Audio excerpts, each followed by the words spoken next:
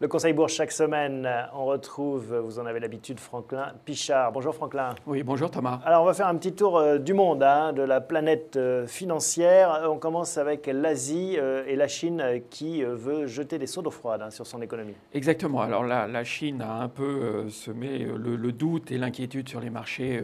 C'était en fin de semaine dernière. Nouvelle tension, on veut effectivement juguler l'inflation, contrôler l'économie et contrôler la croissance. Donc c'est vrai que ça peut avoir une incidence sur l'ensemble de la croissance mondiale. Donc les marchés ont pris peur et les marchés ont sensiblement corrigé en fin de semaine dernière. On part aux États-Unis avec une bonne nouvelle, l'introduction en bourse de General Motors jeudi dernier qui a dynamisé un peu l'ensemble des places financières aussi. Une énorme introduction en bourse. Oui, la plus grande des États-Unis. La plus grosse des États-Unis et qui a très très bien marché. Donc effectivement, les marchés ont profité de cet événement et également d'indices et d'indicateurs conformes ou mieux qu'attendus, des indicateurs macroéconomiques. Donc l'inquiétude suscitée par la Chine finalement a été contrebalancée par ces bonnes nouvelles. Donc finalement, on a eu une semaine qui a été globalement positive. Avec un discours également qui a été remarqué, celui à Francfort de Ben Bernanke, le patron de la Fed. Qu'est-ce qu'il nous dit Ben ? Alors Ben Bernanke justifie son plan de 600 milliards. Il explique que c'est absolument nécessaire. Il se retranche sur la nécessité de ce plan pour relancer la croissance. Il occulte évidemment et il bat d'un revers de la main les intentions qu'on lui prêterait de faire de la dévaluation quantitative. Oui, il dit même que c'est le contraire. C'est comme ça qu'on soutiendra le dollar, c'est en relançant l'économie américaine. Voilà, c'est exactement comme ça qu'il apporte la définition. Et au-delà de ça, il a quand même diffusé quelques inquiétudes pour 2011. Oui. Le chômage, la croissance qui devait aller et être susceptible d'atteindre 4,1%. Et ben aujourd'hui, ça semble être un horizon un petit peu inatteignable pour 2011. Donc avec la Chine, ça c'est le deuxième signal un petit peu d'inquiétude qui vient peser sur la tendance. Autre facteur un peu d'inquiétude en ce moment aux États-Unis, c'est la possible révélation d'un méga délit d'initié. On est vraiment chez Al Capone là.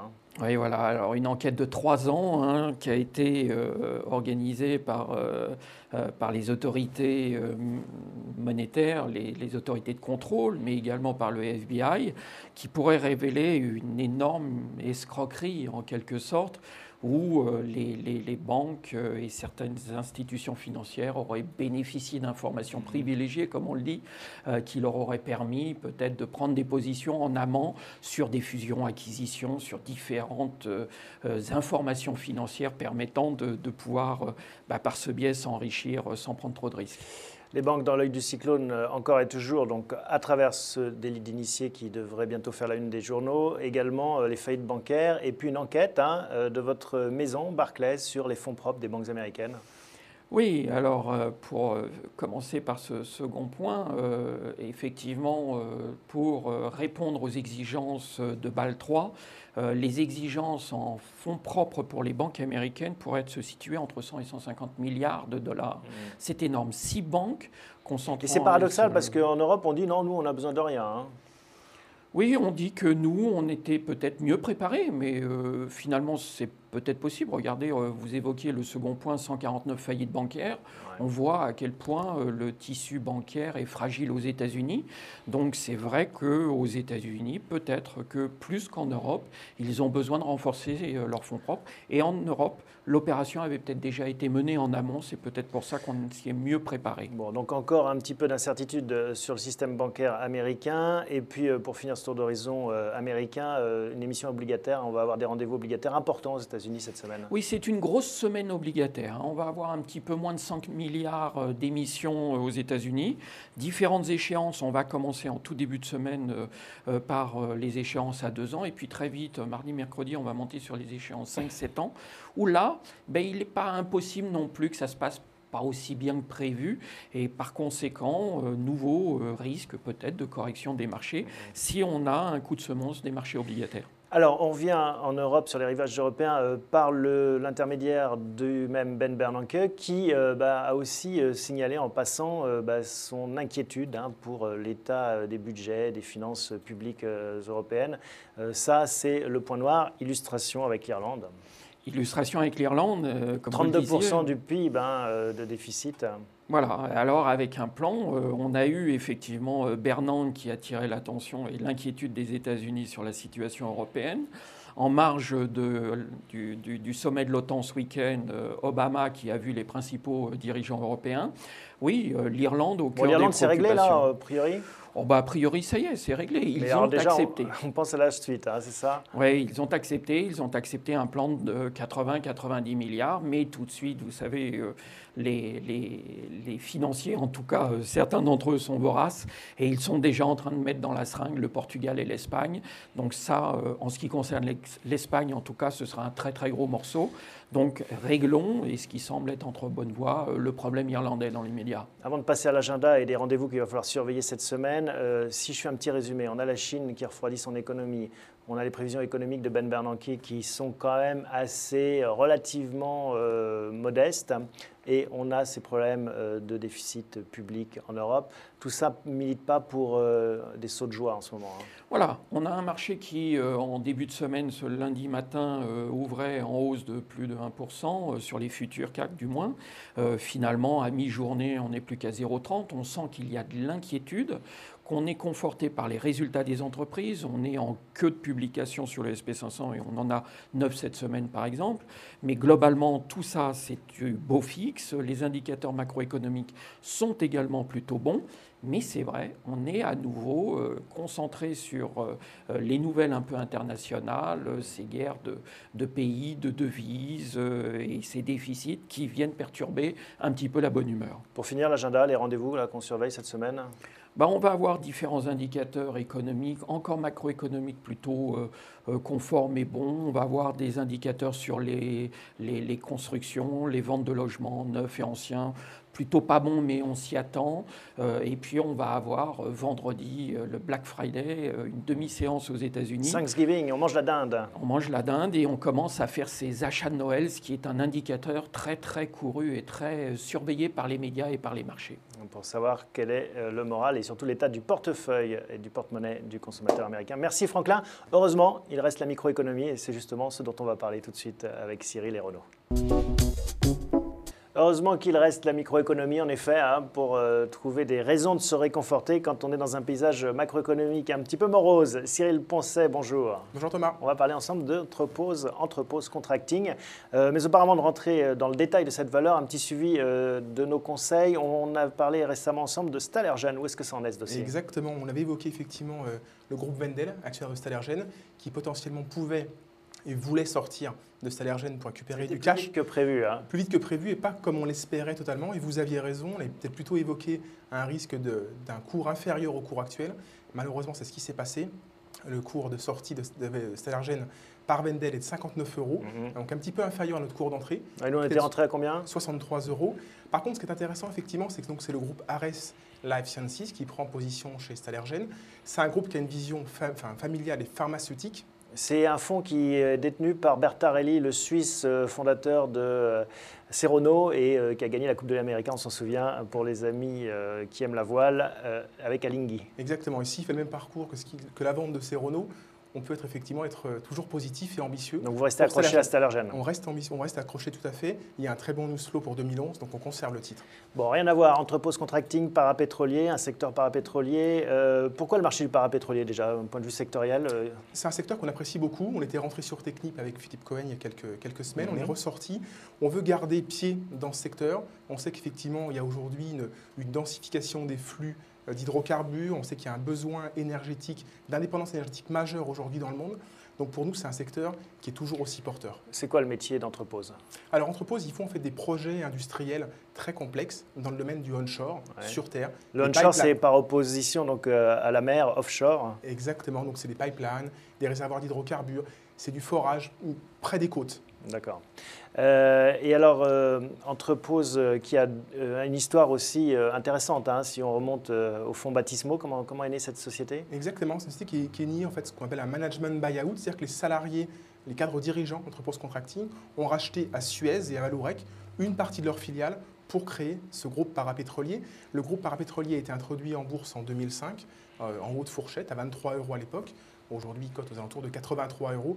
Et c'est déjà une très belle histoire. Et ça le sera encore plus une belle histoire. Une belle histoire au point d'intéresser un gros actionnaire, Vinci, qui a pris 80% et qui a même tenté de racheter l'ensemble du capital. Exactement. En 2007, Vinci a voulu mettre en place une OPR, une offre publique de retrait, afin de sortir Entrepose Contracting du marché boursier. Ils n'ont pas réussi, heureusement pour nous. L'opération avait lieu à l'époque à 65 €. Pour Entrepose Contracting, c'est une très bonne nouvelle. Pourquoi alors? Pourquoi ce partenariat, enfin cet adossement à Vinci est une belle histoire aussi, une bonne nouvelle? Ça donne à Entrepose Contracting une véritable visibilité commerciale, une envergure financière beaucoup plus importante, notamment au Moyen-Orient. Là, il y a beaucoup de nouveaux contrats potentiels pour Entrepose Contracting. Vinci est très présent avec Vinci Construction, notamment au Moyen-Orient et au Proche-Orient.